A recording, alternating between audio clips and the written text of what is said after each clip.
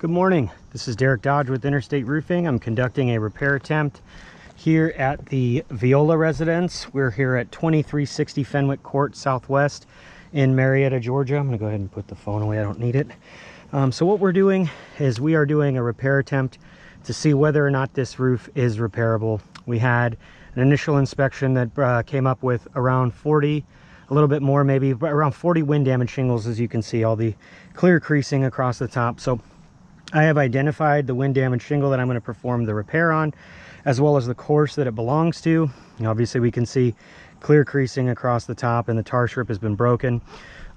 So in this repair attempt, I'm going to be breaking the tar strips here and as well as these two courses above. I'm going to be removing the nails, taking out the old shingle, throwing it off, replacing it with a like and kind quality shingle, fastening it back down to the roof, and then inspecting the shingles to see if any consequential damage has happened as a result of the repair. So before I do that, I want to do a couple things. Allstate is always very reasonable when it comes to repairs, as long as we do things in good faith. So to establish good faith, I want to establish a couple things. I don't use roofer snakes. Allstate doesn't really try to make me use roofer snakes. That's more State Farm. I use the tools that I use. I am the contractor, so I'm going to establish that right off the bat. I am going to be using a pry bar to break the tar strips and remove the nails, and then a magnetic hatchet, which is a roofer's hatchet, to be fastening the nails back in with the new shingle. So this is a speed square. This is a ton of practical applications in construction. What I'm going to be using this for today is a basis of what 45 degrees looks like. A lot of the times with the camera, you know, sometimes adjusters look and they see, you know, you lifting up the shingle and they say, oh, it's, you know, past the 90-degree angle. Well, what we're going to do today is I'm going to show you exactly what 45 degrees looks like. So that way you can take a screenshot of it. And then if anything looks like I'm lifting it above that, you can have a screenshot to really test to see if that's the case. So we don't have to worry about affecting the wind damage shingle because it's already affected and we are going to be replacing it. So this is what's called the pivot point. So you're always going to put the base, like the top of the shingle, which would be the base of the angle, at the pivot point, and then you want to lift up. So this right here, as you can see with the, hopefully you can pick it up on the GoPro, that says 45. 45 is right here at the middle. So 45 degrees is right there. So I'm not going to be lifting this shingle above a 45-degree angle. So you can go ahead and take a screenshot of this. I do not need to lift these higher, even with using a magnetic hatchet. So now that I've established what 45 is, when I take the old shingle out and I put a new one in, I'm going to do it one more time just in case you didn't take a screenshot on that point. I'm going to give you another opportunity to do so. It is of important note, yes, we see a lot of thermal blistering, but we do not see any creasing. And we do not see any wind damage in the two courses above. So this is if you look at the whole roof, there is a lot of thermal blistering. So I picked the best spot that I could find where it had isolated damage so that I could perform the repairs. So now that I've explained everything that I'm going to do, I'm just going to go ahead and do it. So the first thing that we have to do is break the tar strips. It's not hot, so these tar strips are nice and easy to pop.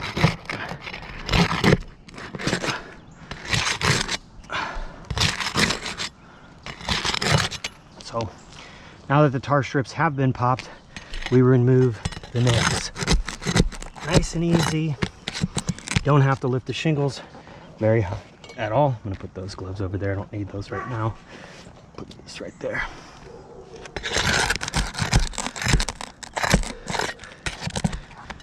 You don't need to be too aggressive with your lifting or prying out the nails.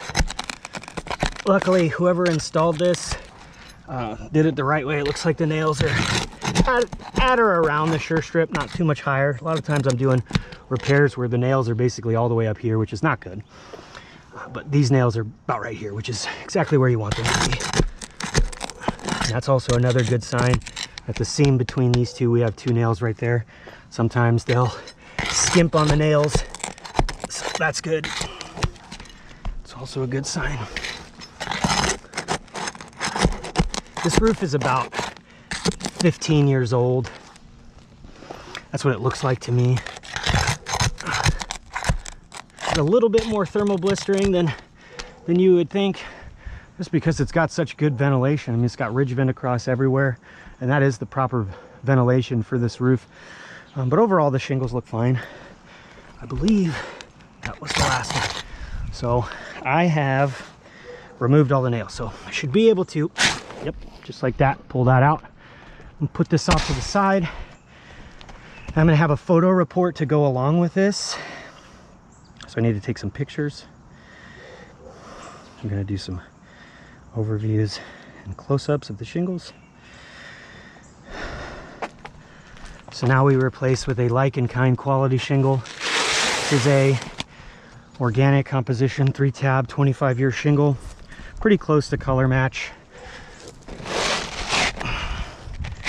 Georgia's not a match state, but you know, if this roof is repairable, then we want to make sure that we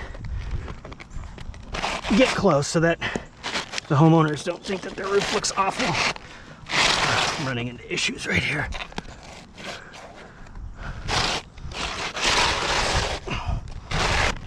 Right in the center, I'm getting bogarted. There we go. Able to sweep that behind. We used our chalk to identify the course as well as give us a great frame of reference for when we re-nail. Okay. So this will be another control as well. So I've heard some well-meaning adjusters say if you lift shingles above a 45-degree angle, any shingle, it will cause granule loss. That is not the case. I'm going to show that at the end as well, but we're using this as an example because this is a brand new shingle. You saw that it was pliable as I grabbed it, so we can make at least for me, I know that this isn't going to damage it, but for the sake of the video, we can make a fair assumption that because this is brand new and it's pliable, if I lift it to a 45-degree so that you could take another screenshot, it's not going to fracture the matting. So we put our pivot point again at the bottom. We lift it up to a 45. So about right there. So go ahead and take a screenshot of that. And now that I've done that, you can see like as it goes down, there's still tension. Wipe my hands across the top. We don't see any fracturing. We don't see any granules dislodged. So that's a good frame of reference. Now you know 45 degrees. So now that I've explained that one more time, let's go ahead and just nail these shingles back down.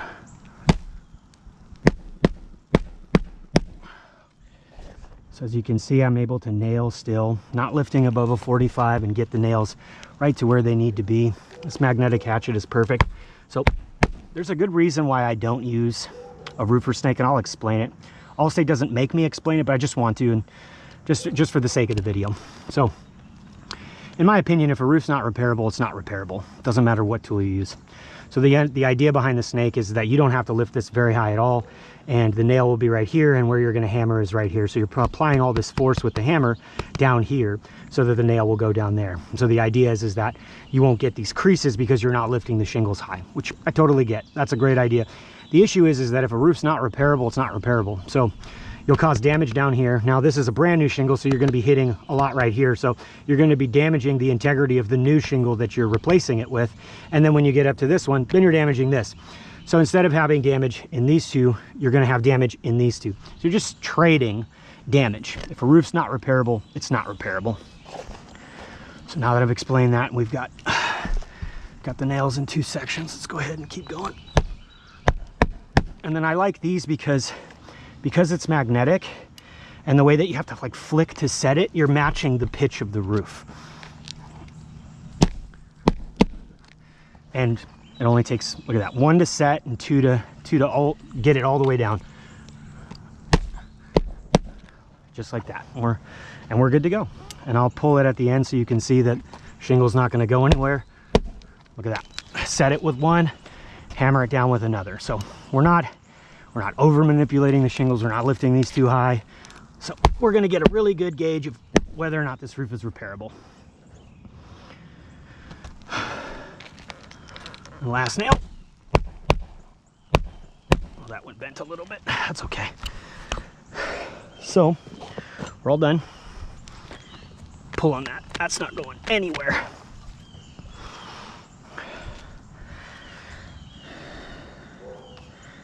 So I'm going to take overviews and close-ups of this, and I can see, and the pictures are pointing it out too, but I'm going to go ahead and keep going with it. But I can see consequential damage that's happened as a result of the repair. I'm gonna put these on just because these are asphalt shingles. So you can see right here, got a crease across the top. You can see right here, we've got the beginnings of a crease, as well as right here. But I want to look at all the shingles that were involved. So again, this is a brand new shingle. It's a brand new shingle, so we can assume that because it's pliable, let me use my speed square. So we go to 45, let it down. We can see the tension. It falls down much slower. That implies already just visually that the matting is not fractured. But let's go ahead and rub our hands across the top. We see absolutely no granule loss. So let's go a little higher. Let's go to a 65 degree. As you can see, 65. A lot of adjusters would think this is a 90, but this is a 65 degree angle. See how slow it comes back down? Wipe our hands across the top. And I'm putting good pressure on it. You can hear my hands going across the granules.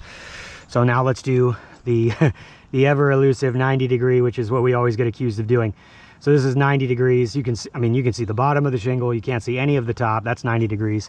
We let it come down. Look how slow it goes. Wipe our hands across the top. Absolutely no granule loss. So when a shingle is new or when a shingle is pliable, it is absolutely totally repairable. When these shingles get to be older, 15 years for example, they become more brittle, more fragile, more susceptible for cracking. Where the fiberglass is the bones, the asphalt is what makes it waterproof, and the granules protect us from the UV rays. So when the fiberglass becomes brittle or the asphalt becomes dry, then that leaves you susceptible for cracking and fracturing of the matting. When the matting fractures, that's what causes the creases. So we look right here at this shingle. I feel a lot of tension. I don't see any creasing. I'm not lifting this, like we're lifting this very minimally, right? I'm gonna wipe my hands across the top. And yeah, we see that little pocking, you know, but that was already there. That's blistering, right? So I would say that this one's good. This one across the top, we can see the beginnings of a crease. This looks like a sticky note flapping in the wind. Wipe my hands across, and as you can see clear as day, that fracturing has happened because we've got this clear crease. So this one has failed. This one right here, we can see the creasing going across the top. I lift it, I feel it. It's like a sticky note flapping in the wind. Wipe our hands across the top and look at that. We've got a big crease. So this one has also failed. This one feels good. We see a little bit of chalk in the pock mark, but I don't see any cracking or any creasing. So I'd say this one's good too. I'd say this one's good too. But this one across right here, that's actually almost looks like, nah, it's not torn, but you can definitely see the crease. This has fractured. So this structurally is compromised. So this shingle's no good. And then up here, yeah, this one feels like the matting is fractured. Yeah, look at that. So the issue is, I'm gonna take a picture of this. I'm gonna take a picture afterwards. So in an effort to replace one wind damaged shingle, we have now essentially created 4 more. So we know that I followed proper procedures. I used the right tools. I didn't lift these shingles above a 45 degree angle, and the result is still the same, that we've got creasing and fracturing of the matting in these shingles. So that's a problem, because we've got 40 shingles that were damaged by wind, and in an effort to fix them, we've created essentially 4 more.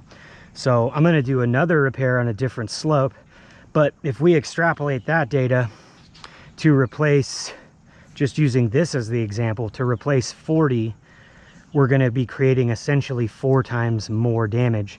So that'd be 160 shingles. So the age and condition of this roof is not allowing for repairs to be made.